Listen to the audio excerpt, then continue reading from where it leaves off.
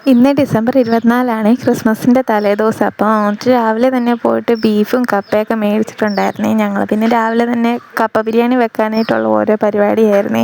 കപ്പ ബിരിയാണി വെച്ച് കഴിഞ്ഞ ഇടയിൽ തൂരും വാരൊക്കെ കഴിഞ്ഞിട്ടുണ്ടായിരുന്നേ. പിന്നെ നേരെ കുളിയെല്ലാം കഴിഞ്ഞ് വന്നിട്ട് ഫുഡൊക്കെ അങ്ങ് കഴിച്ചായിരുന്നേ. വൈകുന്നേരം ആയപ്പോഴത്തേക്കാണെങ്കിൽ കുറേ കരോളുകാരൊക്കെ വന്നിട്ടുണ്ടായിരുന്നു.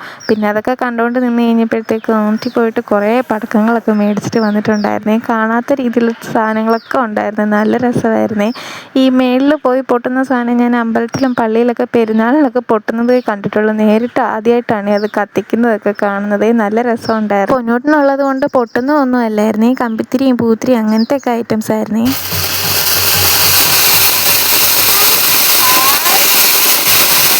കൊള്ളാം കൊള്ളാം, സൂപ്പറേ.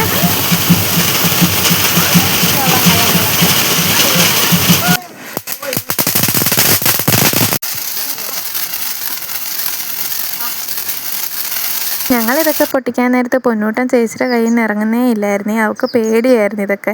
എന്നിട്ട് അവസാനം ആയപ്പോഴത്തേക്ക് ഞാൻ പയ്യെ ഇറക്കിയിട്ട് കമ്പിത്തിരിയൊക്കെ എൻ്റെ കയ്യിൽ വെച്ചിട്ട് അവളുടെ കയ്യിലൊക്കെ കൊണ്ട് പിടിപ്പിച്ചേ. അന്നേരത്തേക്ക് പുള്ളിക്കാരിക്ക് ഇഷ്ടമായി തുടങ്ങിയായിരുന്നു.